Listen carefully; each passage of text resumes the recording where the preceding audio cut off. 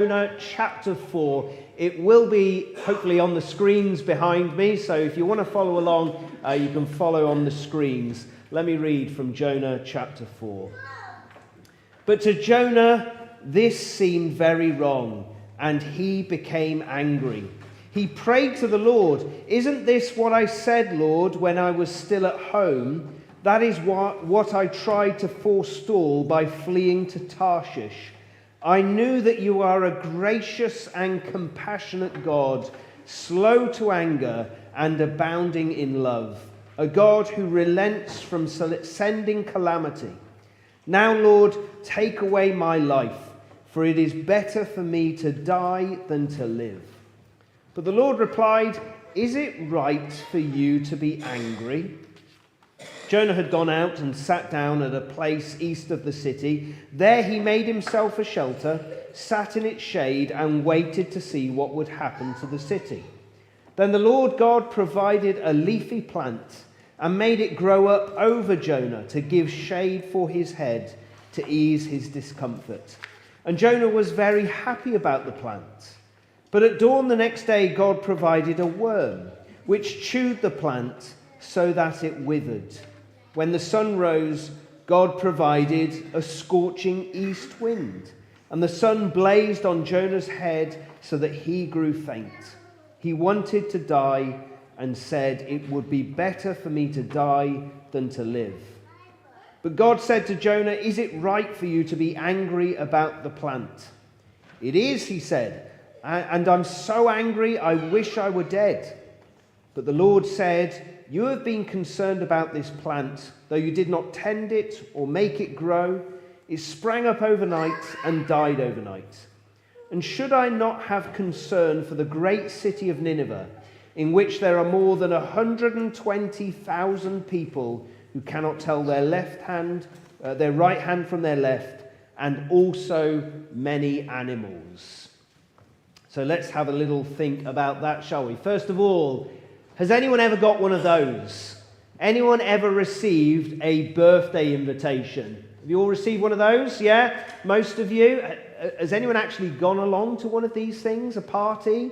Apparently they happen all of the time. I don't get invites anymore. But when people invite others to their birthday parties, it's always interesting to see who gets invited.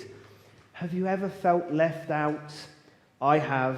Sometimes everyone else has been going to a party and you're not the one going.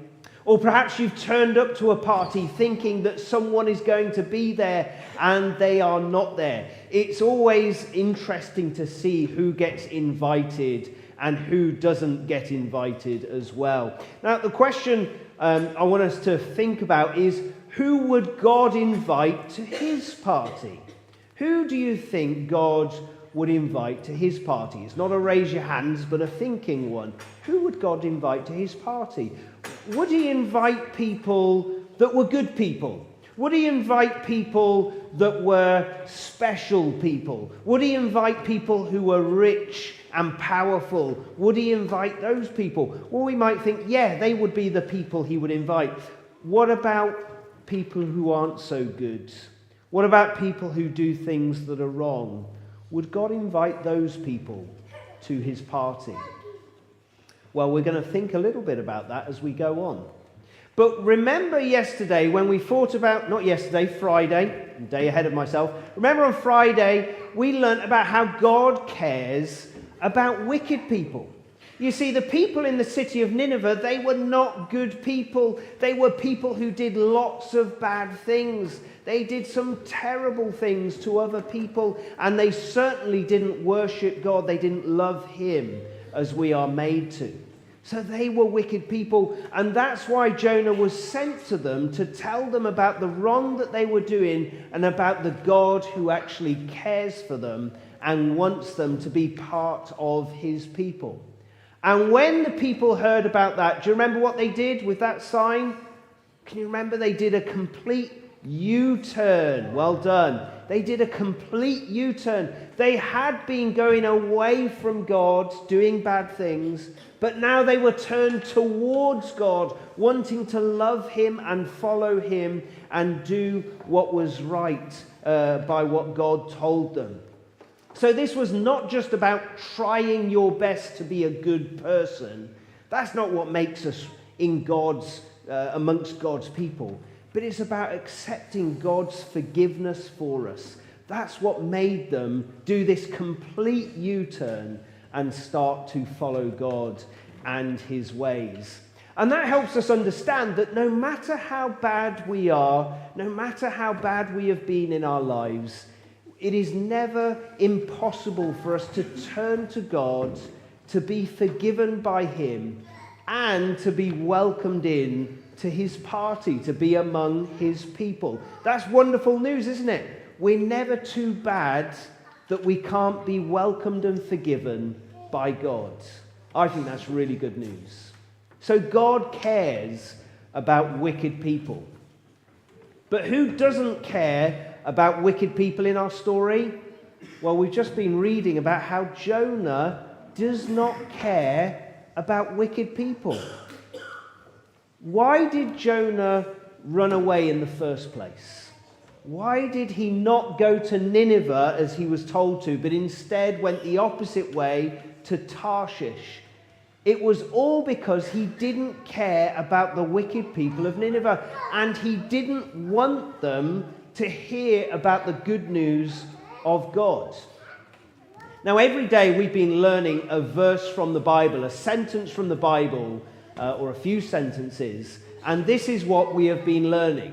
So Jonah chapter 4 verse 2 says, "I knew that you are a God who is kind and shows mercy. You don't become angry quickly. You are very loving. I knew that you would rather forgive than punish them." So Jonah knows that God is very pleased, very kind and loving and happy to forgive the people of Nineveh. But Jonah doesn't want the people of Nineveh to be forgiven. He doesn't care about them. And so he wants them to be destroyed by God. He wants them to be punished for the wrong things that they have done. He doesn't want them to be invited into God's people. So Jonah had one of these. Now, I won't get you to raise your hands, but I'm sure when we were much younger, and perhaps for some of the very youngest ones here, we have had one of these, haven't we? We've had a tantrum.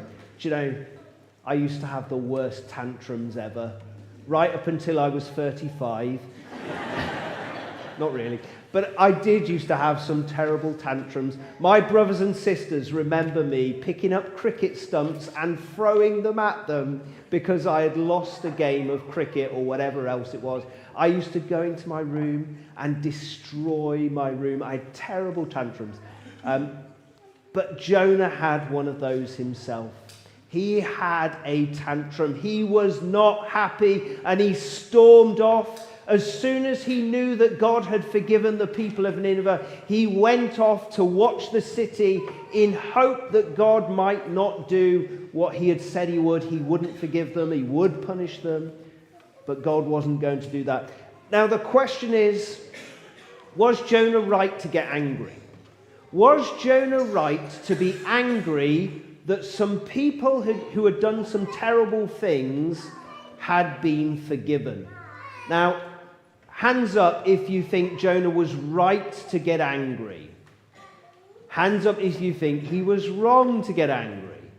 Well, that's what God is trying to say, that Jonah was wrong to get angry. He was wrong to get cross that they were given a second chance. And so God tried to teach Jonah a lesson. And here's how he did it. Jonah went to the east of the city. He set up this shelter of sticks because it was a very, very hot country. And if you've ever been in a very, very hot country, then you'll know that the sun just gets too hot sometimes and you need to get in the shade. So he built himself a shelter. And the very next day, God gave him a leafy plant. It grew up all over the shelter so that he could get some shade from the sun. Do you think Jonah liked the shade? Yes or no? Yes, of course he did, because it gave him shade from the sun. He loved that shade, he loved that plant because it was good for him. So God gave a plant, but the next thing God gave is a worm. And the worm was very hungry, and the worm ate the plant so that the plant disappeared completely. So one day Jonah had the plant that he loved. The next day God gave this worm, the plant died, and Jonah had no shade. Do you think Jonah was happy now? He wasn't. But it got worse. Then God provided a hot wind. And this often happens in these hot countries, that the wind just whips up and becomes boiling hot. And so having no shade and having a hot wind, Jonah was very hot and bothered. So was Jonah happy now? No, I can't hear you very well. Was Jonah happy now? No, he wasn't. But God was trying to teach Jonah a lesson. He was trying to teach him that Jonah was only happy about what was good for him. He was only happy about what benefited him. Rather than caring about all the things that God cares for, Jonah only cared about what was good for him. And that's why Jonah didn't care about the people of Nineveh. Jonah didn't care about the wicked people. He cared about himself, but he didn't care about others. Now, I'm sure we've all been in that position, haven't we? We've loved ourselves, and we've loved ourselves so much that we don't like it when good things happen to other people. Perhaps you've been in a competition and you've seen someone else win and you got out, and you get cross and angry like Jonah did because someone else has had something good happen to them and it's not happened to us. We've all done that, haven't we? But Jonah did it with God's love. He was cross because someone else was shown God's love and forgiveness. He didn't care about the wicked people of Nineveh. But here's the wonderful news. Here's the best part of the story. God's limitless love is amazing because he invites everyone to the party. So here's a question for you. Did Jonah deserve God's love? Did Jonah deserve God's love? And who wants to answer that to me? And tell me why as well. There's the real challenge. Did Jonah deserve God's love? Anahita? No. And can you tell me why? Yes, that's right. Yeah. And Zoe, there's another reason? No. Can you think why? What did Jonah do in the first place? Yes, so he disobeyed God. So those two answers are right together. So Jonah didn't deserve God's love because he didn't love the people that God loved, which is everyone, and he went the wrong way. He disobeyed God. So Jonah didn't deserve God's love. So even though the Ninevites, the people of Nineveh, didn't deserve God's love because they had done some wicked things, even Jonah didn't deserve God's love because he had disobeyed God and didn't love the people. So no one actually deserves God's love. Not one of us deserves God's love, but God still loves us. Despite the wrong things that we have done, each one of us, God still loves us. And just as God was ready to forgive Jonah and ready to forgive the people of Nineveh, he is ready to forgive every single one of us. And he's done that in Jesus. Jesus came a little bit like Jonah.